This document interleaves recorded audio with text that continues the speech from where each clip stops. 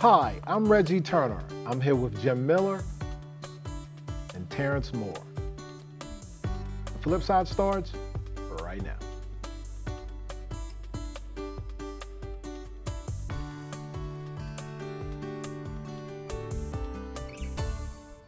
Welcome to the show. We're starting to heat up into the middle of political season, gentlemen, so let's jump into some topics. I mean, it's been very rare the last few months for us all to be in the room together. Hopefully we are past all the paid time off that Terrence has had and his world travels, Jim. And I mean, I'm not really trying to say anything to HR, but it's something that we might want to address. Probably so. Yeah, I mean, because we are headed into the most important time and season, and you know, we need all hands on deck. So. Really? Yeah. All right, go ahead. But gentlemen, Maryland lawmakers went back to Annapolis for a rare special session with a proposed amendment to reform the congressional maps. So Jim, I'm going to start with you. Beyond the partisan talking points, what problem were they trying to solve, and does this proposal fix it? Well, the problem is, I think we want to be a one-color state, and that color is not red, it's blue. And we had one red district. Got to stop it. We had two red districts before, but they took care of District 6 long ago, right? I don't think there's anything other than partisan politics here.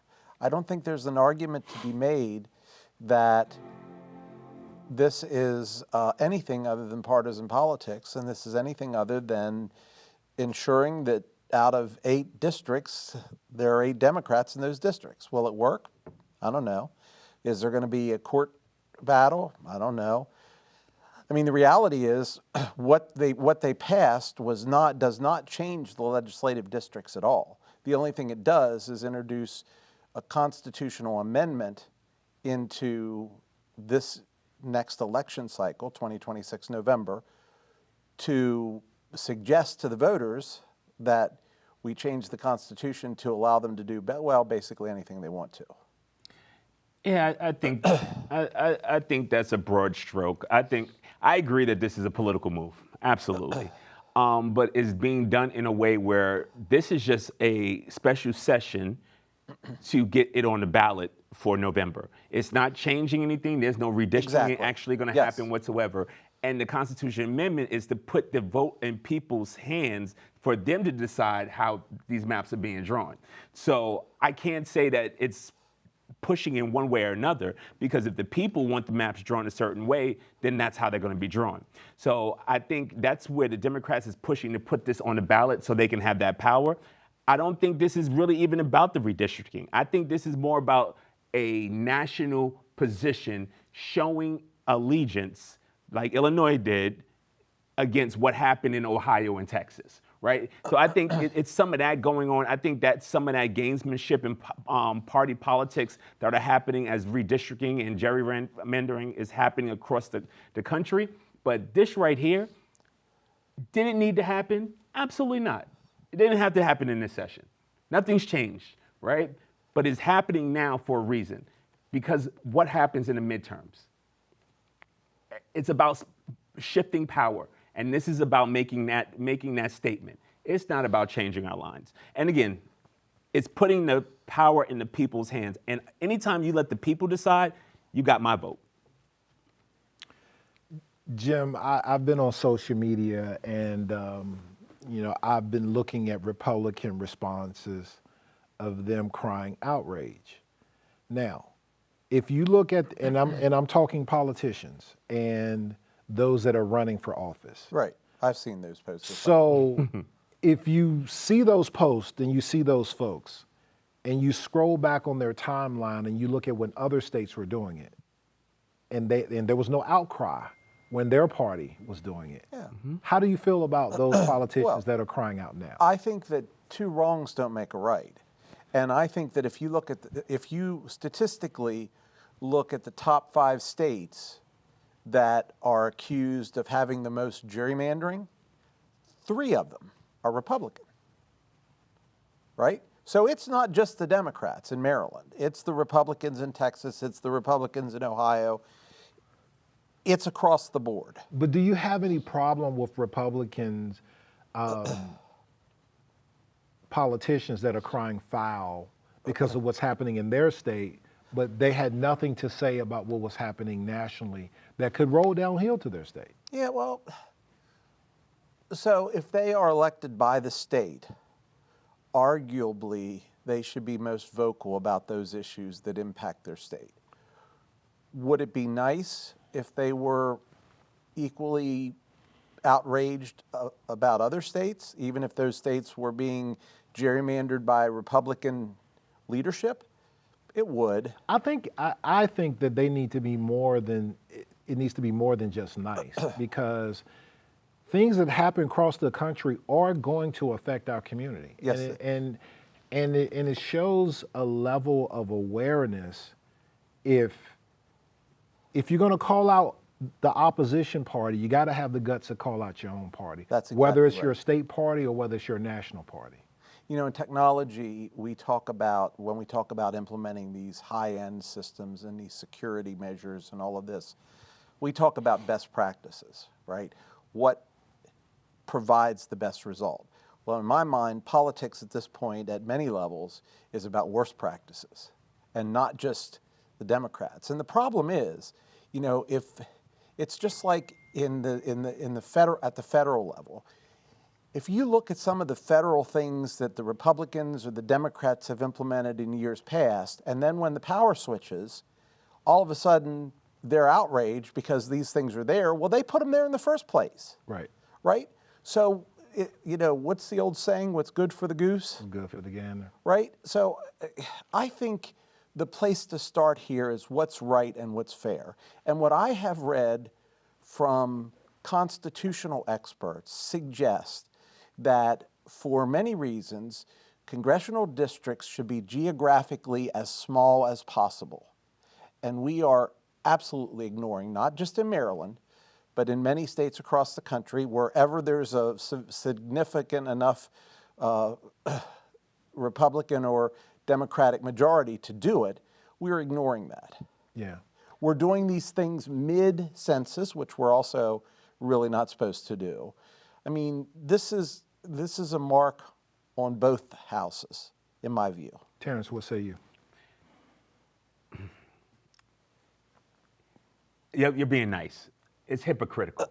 That's what it is. It's being nice. Well, I teed it up for you guys to take. I'm just saying, it's hypocritical. If you can't sit there and benefit from something and cheer something on, and then when it turns around and falls in your lap saying it's wrong, right? And cry foul. Politicians do that all the time. It doesn't make it right. Right. But I'm saying it doesn't make But it. we have short memories. How many YouTube or TikTok or other videos have you seen where the Democrats are talking about how they would clear out all of the undocumented immigrants and this and that and the other thing, and we don't even think about that anymore. And you can name similar issues on the Republican side. We have short memories, and we expect that people will have short memories. I don't. That's the problem. Yeah. I don't. Well, expect you are it. among the few. I don't. I think one, there's principles that you should stand by. That's right. There should be foundational 100%. principles you stand by, and in those foundational principles, and we talk about undocumented immigrants. So the Republicans have said some really tough things as well that they didn't want to stand by until the wrong people got hurt or injured. So let's be clear, that's not fair to American people who rely on these people to be their representative, and they not represent themselves with the foundation of integrity and principles we want. People can change their mind, Jim. And that's 100%. Fine. But tell me you changed your mind. Exactly. And tell me why. Exactly. And in this day of digital footprint, fingerprint, everywhere you go, whatever you said last week, someone can go back to it. Whether you said 10 years ago, someone could go back. Or if you were silent. If you were silent. If you were silent. as well. Exactly, right. So there's accountability there, and I hate to say it, I can't hold the politicians accountable. We're the ones failing. We're the ones that's giving the pass. Why would I care about pandering to you today and doing something different tomorrow? When I do something different tomorrow, you don't hold me accountable. When I protest and I beat the table by the issue today because it's benefiting me and my party, and then tomorrow when it changes, I changed direction. Look at our vice president. Look at the things he's pandered on and went back and forth on. It's okay. It shouldn't be okay, but we're allowing it to be acceptable. And I'm not calling out any party side, because I agree with you, Jim. It's happening on both sides and in between.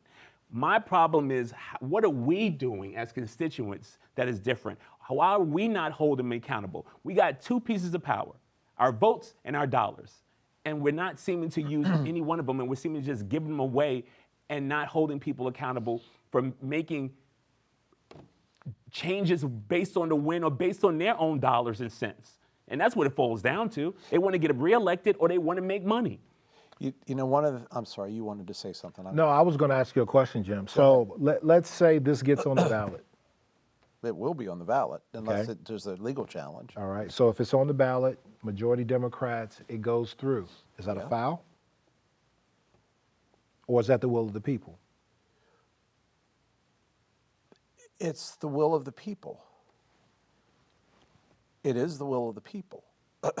But, you know, equally important in the last several election cycles have been the notion of minority rights, right? And it would seem to me that this, at some level, not nearly what some of the other things that we're talking about in terms of racial relations or LGBTQ or any of those types of issues, but it's along the same lines. Just because you're in the minority doesn't mean you shouldn't have some voice. You can have a minority voice. You can have a minority opinion. I know, I've had many of them in my life. T, what say you? It's the will of the people because that's how democracy works for us. We vote people in to represent us. They make a decision. And if they're making decisions that gives more power to the people and more power to make sure everybody's voice is heard, then I consider it the will of people. Does this particular element, whether you're talking about or Democrats in Texas that are far outnumbered or Republicans in Maryland that are far outnumbered, does gerrymandering give voice to, does it give voice to the minority? Does it give voice to the people, so to speak? No, it's unfortunately it's supposed to be, right? It's a weaponized, so it doesn't. Yeah, wrong is wrong. Right, that's it. And again, show me a good law, I can tell you how it's going to be abused. Yeah, exactly. Right. So this is a loophole that's found around to manipulate lines to get the right people into power, right? And not be a fair representative or representation of the people who they represent. That's the problem. People making laws without having an understanding or even a will to work with the people that they're going forth to represent. I can't feel comfortable if somebody's going out there to represent me that I can't speak to, hasn't walked a mile in my shoes, don't understand my issues, and then place them in a position to impact legislation that's going to impact my life. Right. I just don't feel represented, and that's the whole reason for selecting representatives. Yeah. We talk about the Californication of, whatever that is, Californification of Maryland, right? There was an article in the, I think it was the Baltimore Sun about that a year or so back, about how, you know, Maryland is like California Junior. That one struck me. I think that's probably right. But how many people are leaving California and going to Texas? California, New York, and Maryland. Those are going to be the front runners of representation of the Democratic Party. And it's just the way it is. Yeah. You know, the other thing that I question, though, is was this special session even justified?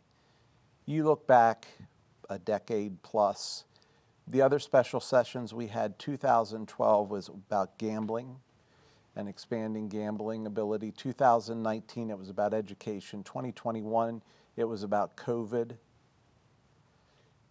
There's consequences. It starts at the top.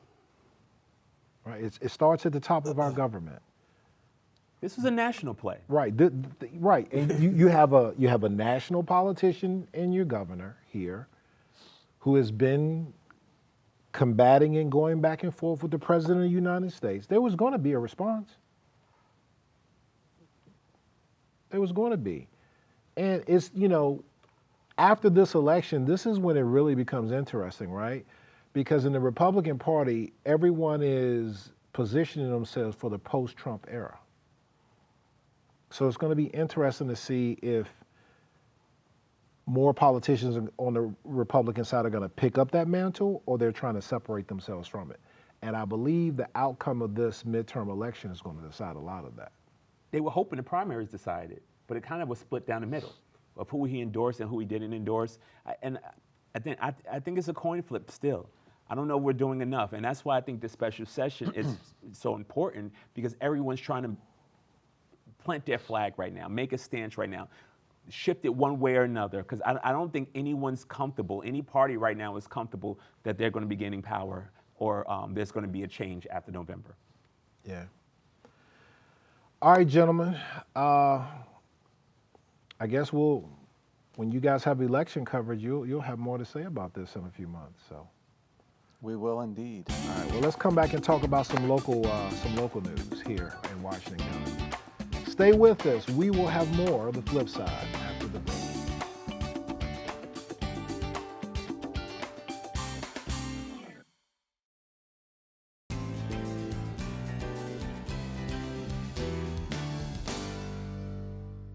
Welcome back to the show. Gentlemen, jumping into local happenings, the Gaming Commission, the Washington County Gaming Commission, just announced how they're distributing their $2.3 million this year from gaming funds. And traditionally, as state law says, half of that goes to fire and rescue, and then the other half goes to local charities.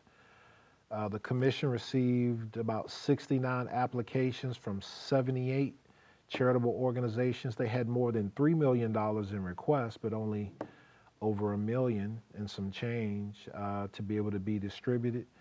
And 49 requests received full or partial funding. 2 organizations received larger portions than most. The Washington County Community Action Council and the Walnut Street Community Health Clinic each received $100,000. In regards to looking at this, I mean, obviously it's good news for the nonprofit community, for those that that are receiving funds. But Jim, I'll come to you first again. How dependent have local services become on gaming revenue? I'm going to expand that a little bit and say, how dependent have local services become on government revenue, whether that's in the form of a grant from the state or the county or the city, whether it's in the form of something from the Gaming Commission, or, as we're going to talk about at the end of this segment, the other organization that just does an amazing job of raising money is the International Association of Firefighters through their Bonanza Extravaganza. Mm-hmm. So yes, I think there's been, I don't have numbers to say that it's 20% more, 30% more, 50% more, but clearly it's different today than it was when I first started hearing about it. Well, obviously the demand is going up, right? Because the last few years, the requests have been over 3 million. So but the other thing is, we're asking, we have organizations that are asking that never asked before. We have organizations that, in my personal view, again, Jim's personal view, should be self-funding. For example, Little Leagues, band boosters, those kind of things that are now going to the Gaming Commission because free money, right? And they're being funded in some cases. And that's fine. I don't know the story behind the story. Maybe it's completely legitimate. I can tell you, though, if this were my list, it would not reflect everyone that's on there. That's a long answer to your short question. Mr. Moore, what say you? I like to see the dollars reinvested in the community. It's unfortunate that nonprofits have to really fight for a pool of money that's not infinite, right? It's a finite pool of money. The needs are great across Washington County in different facets, and I love that this is a set aside. Where my issues are is if I was running a business and I was putting $1 million every year into my business, wouldn't I want to see some kind of return on investment? Wouldn't I want to see that where I'm putting these dollars is giving people a pathway where they no longer became dependent on these dollars, that they really built up their reputation and the work that they were doing in the community when more people in the community was helping them and helping them fundraise? There's a dependency on some of this as well. There's no real path to transition from these dollars a lot of times. And there's also not equitable accountability on once you take the money, what's your return on said investment? Well, instead of spending it the way you said you were. One of the things that I really appreciate about the United Way, and one of the reasons that I've been a longtime supporter of the United Way, is because they do that follow-up. When they fund a program, you've got to tell them in no uncertain terms, report to them that here's what you said you were going to give me the money for, here's what I used the money for, see how they match? Now, does the Gaming Commission do that? They may. I don't know. And it's less, I'm not talking about the accountability that you spend the money the right way. Being responsible as a donor, you should be doing that no matter what. What I'm saying is where I'm putting the money, where's the return on the investment to my community? Right. Right? I should be investing in activities that support the greater need of the community. Because I can right now line up every nonprofit and everyone can give me their mission statement, their vision, and how important their work is. But my job as the donor, as if I was running a business, is to put money into the parts of my organization, if saying this is a business, going back to that analogy, that is going to bring the greatest return on that investment. So you're looking for a broad return rather than a specific subset in some cases, let's say. Absolutely. Because, for example, one of the larger donations was Washington County Community Action Council. Based on their mission, it would be great if nobody needed to depend on them. But you have a new generation, if you will, of people that fall into the category where they need that support. And from my understanding, Washington County Community Action Council does a great job in providing it. And I agree with that. But what I'm saying is I would love to see more targeted activities with this money. Again, maybe it doesn't work. They don't want to work it that way, and they want to kind of shotgun it and spread it across everyone. But if we're dealing with supporting our youth, let this year's money go to organizations that are supporting our youth, right? Let's get a bang for the buck. I think we're trying to solve every issue, sprinkling money to everyone, and I don't think the community is seeing the benefit of what that money can actually do if it was concentrated and support was given and returns on those investments were required, and we can see if we're putting our money in the right place. I don't know if we're actually putting the money in the right place because they're sprinkling 10,000, 4,000, 5,000, 100,000. That really doesn't support the greater needs sometimes, because I think as leaders, and I say this to the board that helps govern the Gaming Commission, as well as the commissioners over at Washington County, you set the priority, and now you allocate the funding and the support to execute on that priority. I think we're doing ourselves disservice, and this is me looking from the outside in, about trying to sprinkle it against over 35, 40, what's 49, I believe. 49, yes. Organizations with, I'm telling you right now, $3,000 is a great and it helps, but how far is it going? What's the return on that? Where's that program? How is that impacting the greater community? I don't know. Again, it might be, but I don't see these numbers. And obviously we're not seeing in our community because the need is growing every year. Now, one of the things that the Community Foundation has moved to is requiring more collaboration between nonprofits. Do you think that would serve the Gaming Commission if they were requiring more collaboration? That's the same mission of United Way. It's about collaborative efforts. We know we're going to give you $100,000, right? Instead of you 5, you 6, we'll give you $100,000 to work together and come up with a program. Right. And that makes people work together, and also it multiplies the resources they have. Dollars are important, But right now, volunteer hours and as well the talent and the resources are few and far between on a lot of these nonprofit organizations as well. I really believe that when you force collaboration or require, and I'm gonna say force, require collaboration and put together a strong program that has the great metrics and is governed the right way and budgeted and executed, you'll see a greater return. And when I say that, I'm not just talking about the big organizations either that usually collaborate and get the checks. I'm talking about using some of these smaller nonprofits that are out there to help strengthen them by collaborating. Right, and force them to collaborate. Right, and I think that's where we can see some benefit.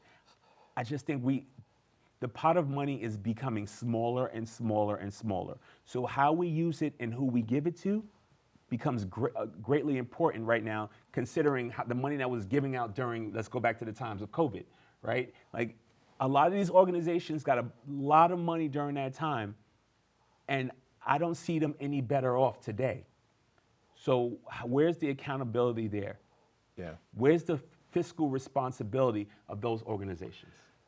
You know, the other thing is, if an organization has, and obviously every organization is different, right? Because if you look at a organization like CEAC and who they serve and their mission, you can understand why they would be, you know, one of the heavier receivers. Right.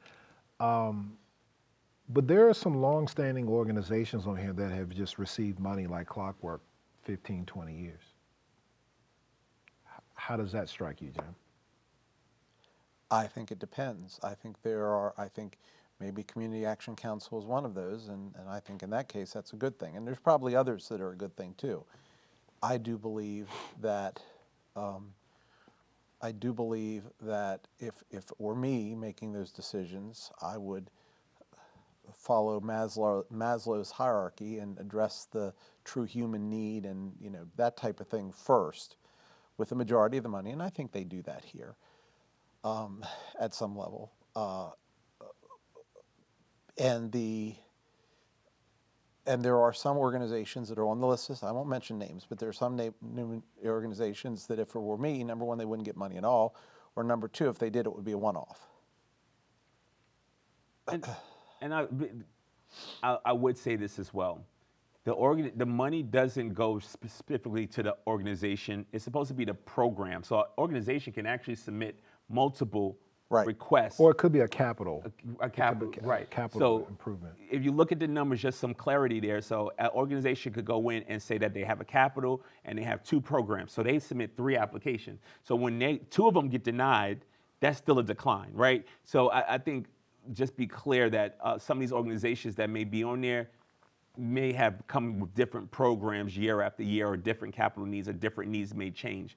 But if that's the case, that organization should be growing to a point where they're no longer in need of these kind of funds, right?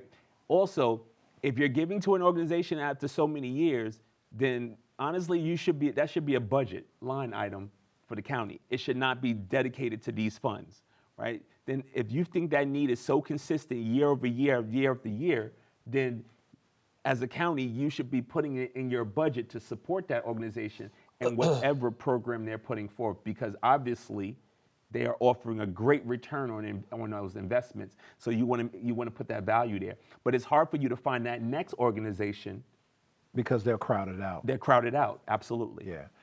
And one thing I'll point out is Washington County is one of the few counties that has control of their gaming money. That is true. I believe there's only that was the result, 3 counties. Yeah, that was the result of some very vocal and well-spoken and well-thought-out processes that were presented, I want to say back in 2010 or 11. The Gaming Commission was established in 2002, if memory serves, by the Maryland legislature. And it's changed over time because we've added different forms of gambling, right? It used to we had the Maryland lottery, which that was not an issue, but then we started looking at bingo and we started looking at slots, which is how this kind of started. And then we started adding table games, and now we're even talking about video horse racing, is my understanding. It is the latest thing that we're looking at. Well, this pool of money has not really grown. It has not. In fact, it shrunk this year. And if you think about it, you have more demand with more organizations going after money, right? I mean, basically, from the nonprofit standpoint, you have 3 times, the ask of the money that's available, right?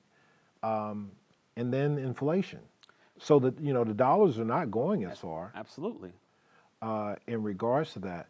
The thing, and I'm not sure how much our viewers or the general public knows this, but to become, to have a seat at the table in making these decisions in the Gaming Commission, there is an application process where you can apply to, to become, Be on the board. to be on the board of one of those. And I would just hope that more of our community would step up to look to serve, because I would like to see that body be more representative of the demographics of our community, so that there's some different opinions, different backgrounds of individuals in regards to what their own life experiences is and what they value and what they would like to see out of this. Because I just think that you're going to look at this list and there's about 20 organizations. You're just going to check like they're going to get money every year.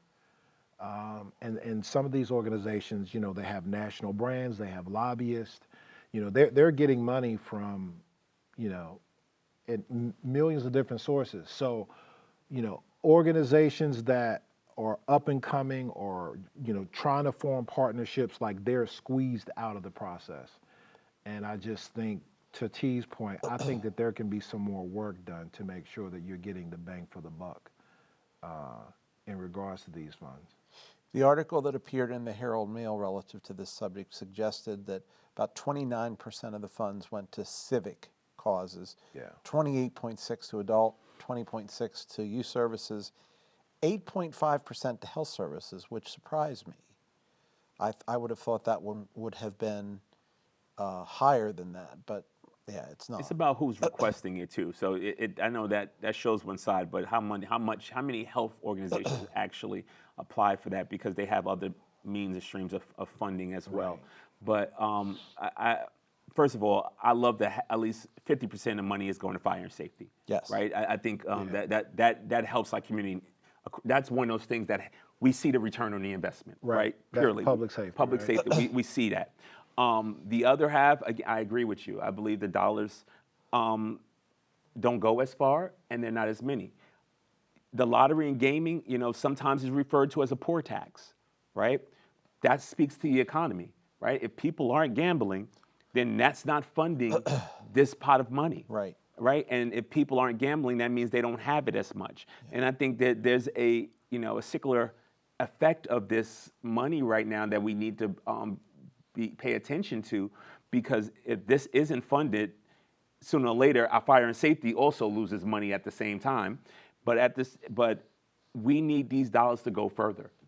But let me also say on the positive side, and I feel like this has been a little negative, but not completely. On the positive side, to a point you made earlier, or maybe it was you, one of the great things is that Washington County controls our own money. How many programs in the state do Washington County residents contribute to that then they have no insight, influence on how that money is spent? Or limited say. And I agree with you.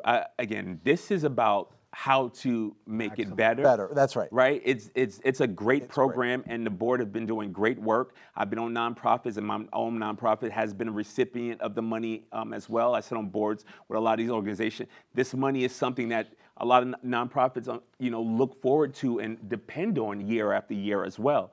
But what I'm saying is, there's a fiduciary responsibility that we have to look about using this money and making sure, and it'd be great if it was enough for every one of these organizations.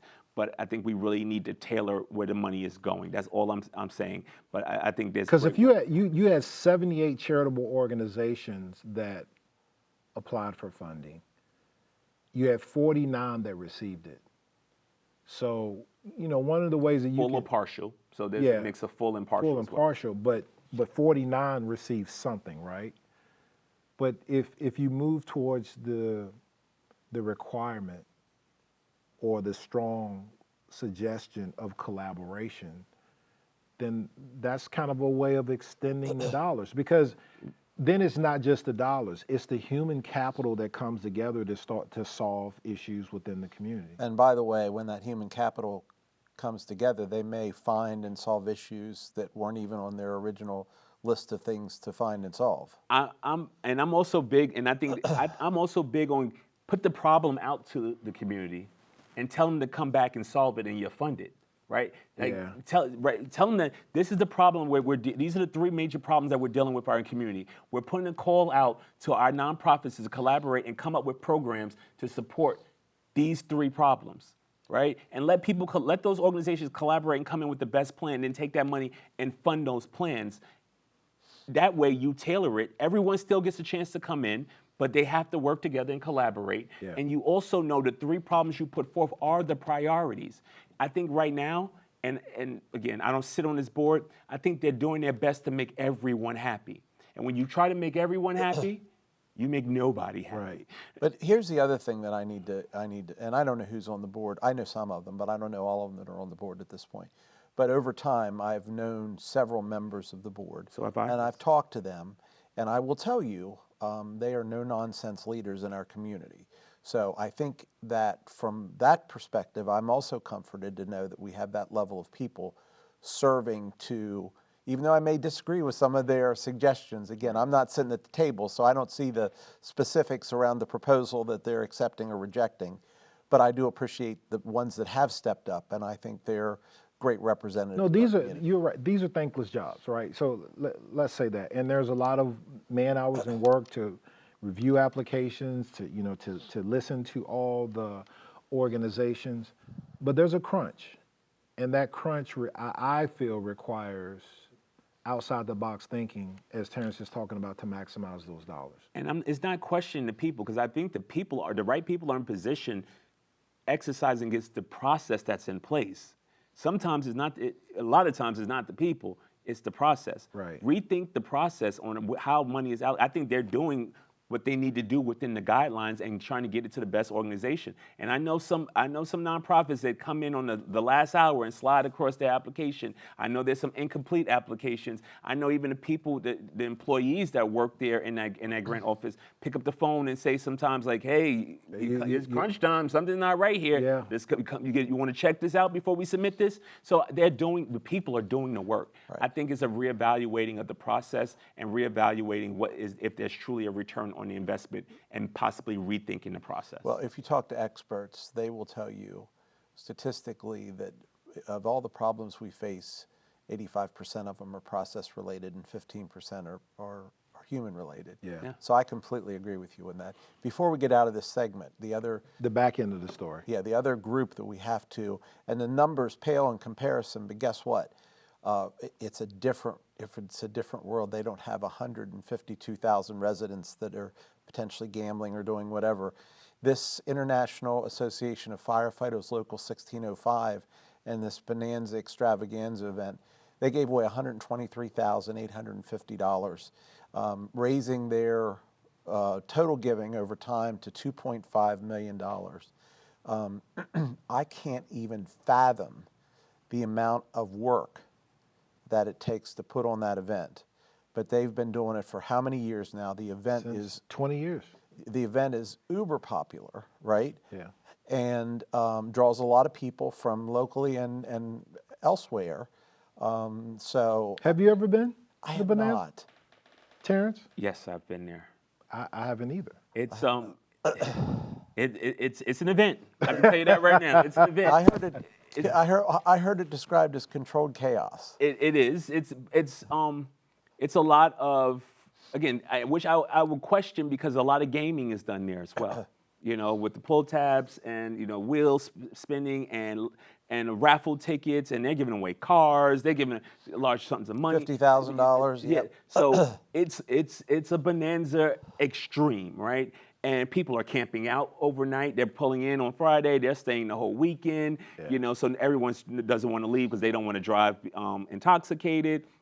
It's a real community feel. It's kind of carnival meets gaming, bonanza kind of feel in there, and it's packed, like packed. I've gone 3 times, I believe, over the years, and each time like, it just seems like more and more people, and it expands more and more, and it's so much going on. I can't imagine managing that project. But over 20 years, they've definitely got good at it. But I wonder if any of their gaming dollars go back to the gaming commission, right? Because they're also doing a service twofold, right? Because they're also helping put money Well, I in the don't pot. see how they couldn't go back because all the tip jars Right. are controlled by this gaming And commission. thousands are done over the weekend Yeah. there. So they're also feeding that. And they've not even stood up and taken credit for that, but I'm sure that's the case. Absolutely. That a portion of I their would be dollars is confident a anyway. part of I'm that. not sure because I'm not- 2.3, yeah. So, any rate, All hats off to the International Association of Firefighters, Local 1605. Not only do they do a great job protecting our community in the cases of emergency, but this is, So we have found something else in this community I haven't been to that I got to put on my to-do list going forward. The Ag Expo and the Bonanza. are you going to? August-Toberfest this It's weekend. tomorrow, yes, or I'm sorry, Saturday. Yep. So, but I want to also extend a hats off to the community because this is a great example of civic giving and people showing up and giving of their money for this cause as well. They do, but it's also in latent self-interest because you could win a car, you could win $50,000. You could, but that's just that's your ticket. Once you get it in there, you're spending yourself as well. So there is an event, and every nonprofit throws some kind of event, but people show up, and this has become a tradition of giving. It has. So I would like to give credit to our community for showing up for this as well, year after year. All right, gentlemen, let's take a break and come back and talk about Marylanders. So we went state, local, and we're going state again. All right, let's do it. Stay with us, and we'll have more of the flip side after the break.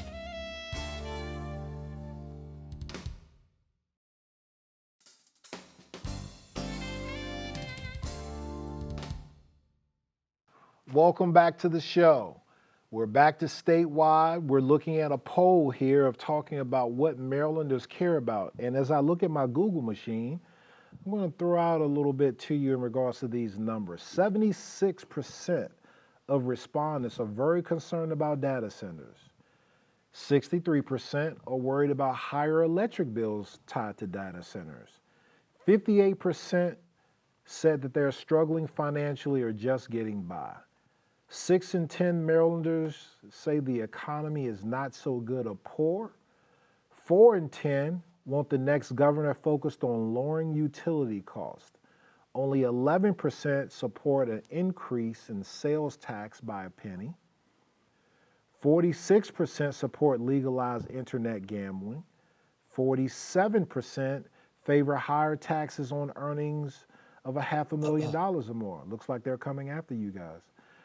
And 29% favor higher taxes on businesses with 50 employees or more. So we've spent the time focusing on Annapolis, and according to this new poll, Jim, what do you see here? Well, I think there's plenty of concern to go around. Could we just simply encapsulate this and say consumer sentiment is low right now? Yes, we probably could. Is winter still here, Terrence? Oh, winter's here. This is what happens. What happens when winter comes? Is this our third winter? No, we haven't left the winter.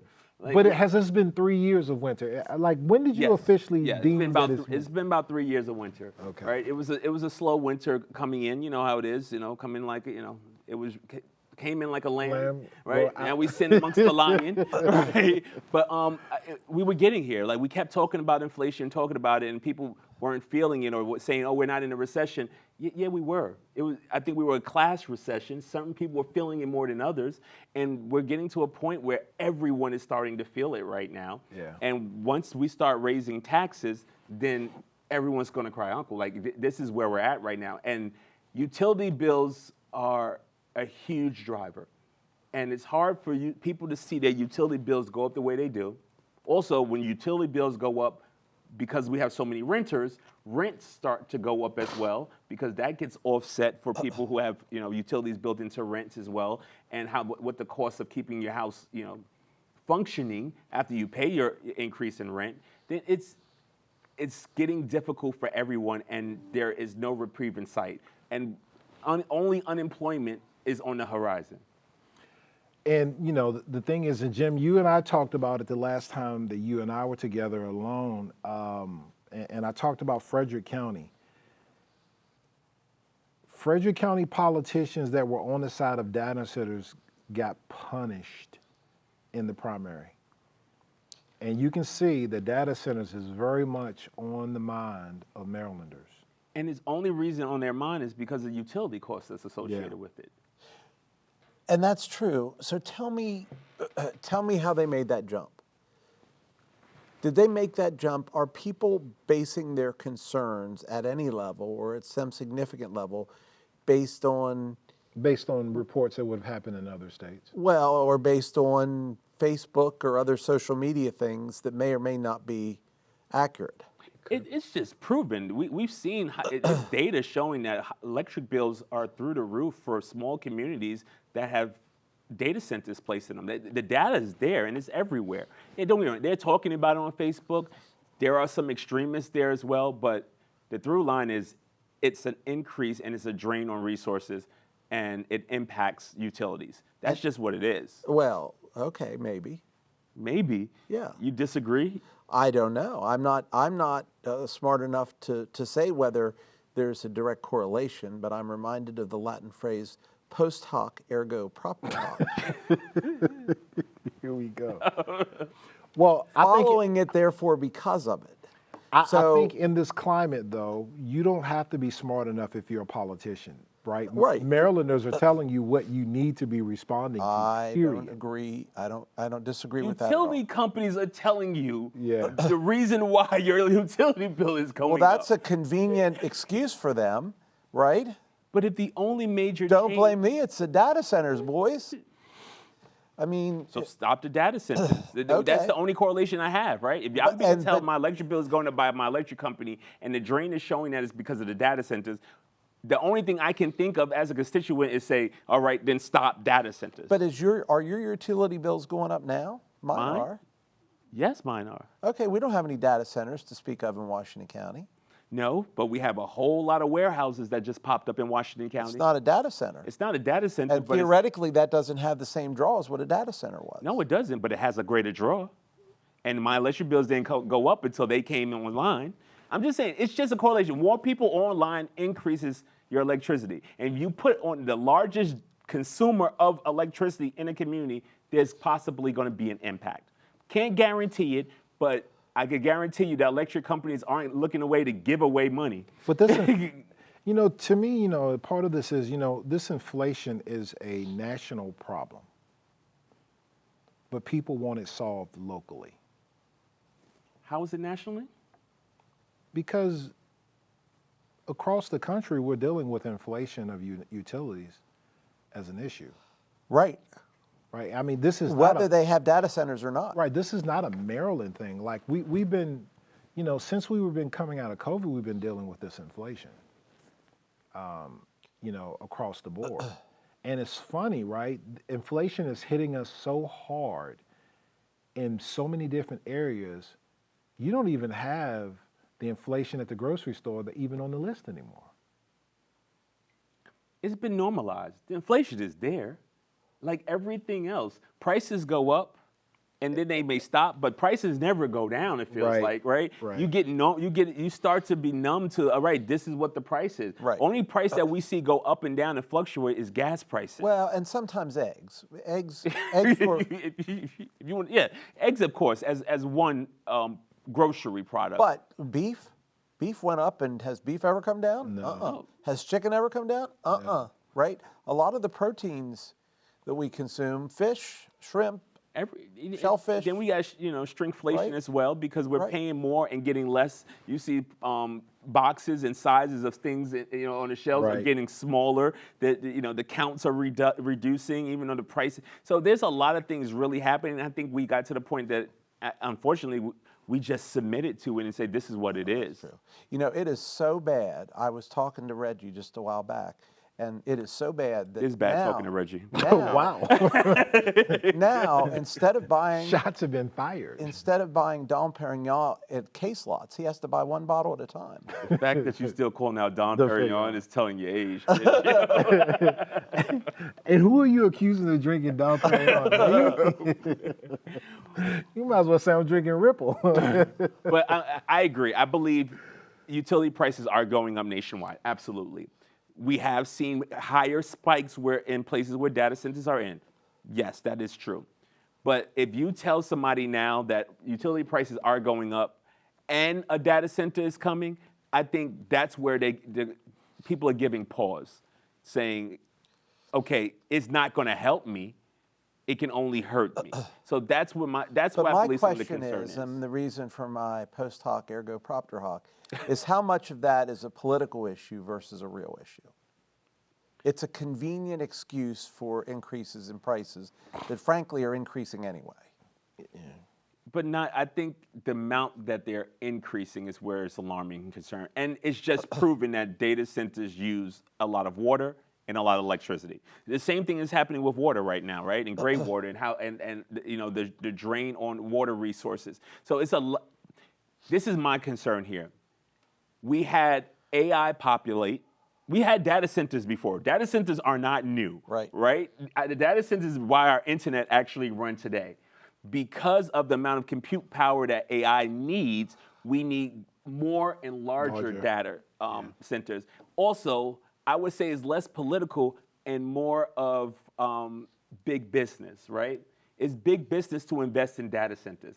Every major mega stock has talked about investing in data centers the size of small cities, right? Because it's a good place to invest and put money because you know the need is going to be there eventually. And I think we're going so fast that people haven't had a time to digest what this means, what this is going to look like, and how they're truly going to be impacted. And this is a point of people saying, we need to pause right here. Let's not go any further. I think that the biggest thing that I get from this poll is that Marylanders are saying, like, our budgets are at a breaking point. Yes, they are. Yeah. They're at a breaking point, right? Because if For you... the last 3 years. Yeah, or more, right? And I think the scary thing is when we have these conversations, I always go back to Julie Rahm when she was with us, about 3 years ago, when she talked about our community as a laggard of all this. Right. That's true. So We are a lagging economic indicator So for sure. we're seeing this in these polls, so that means that it's going to be another year before we really hit bottom. And I think that held true. You think things have accelerated? I think we've accelerated as a lag. I think we're not waiting 10 years anymore to feel the pain down here, up here or out here in Western Maryland anymore. I think we're feeling a lot quicker. And that shows how fast things are going, especially when we see what's going on in Frederick and how the momentum is shifting back out this way as well.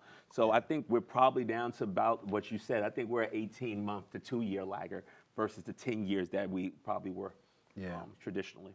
Well, the interesting thing is, if you look at other states, Virginia, Pennsylvania, Maryland, all have basically the same list. What's unique about Maryland is we seem to be blaming it specifically on utilities, versus Virginia, who says, basically that that it's affordability, versus Pennsylvania that says that it's the economy. Well, we don't even, but the other thing is, do we know that those polls we're asking the same question? We don't. So, yeah. But gentlemen, that's it for us tonight. Terrence, it's good to have you back in. I think HR wants to meet with you after we get done. Jim, you have my notes, so we'll handle that. All right. But that's all the time that we have for tonight. We hope that you'll like us on Facebook, follow us on X, and send us your comments to feedback@theflipsidetv. FlipSideTV.com. But more importantly, join us again next week for another episode of The Flip Side.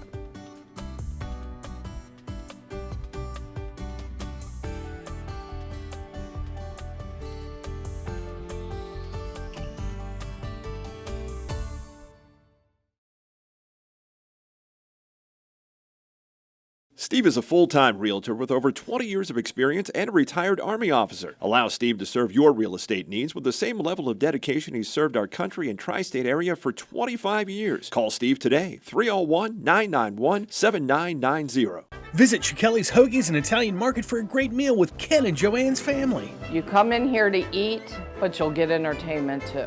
That's what I grew up with, because it was a show when you get 40, 50 Italians together. A lot of times people will hear in the background, Ma, Ma, because my son's yelling for me from the kitchen. Enjoy hoagies with fresh Italian meats and cheeses or pick up great grab-and-go options made fresh daily.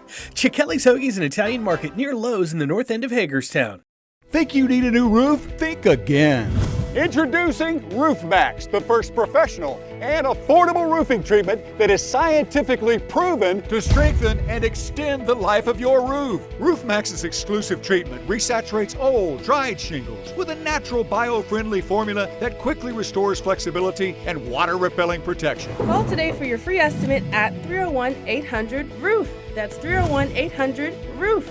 Or visit GetRoofMax.com. When Mom got worse, we didn't know what to do. The doctor said the best gift we could give her was to call hospice. And he was right.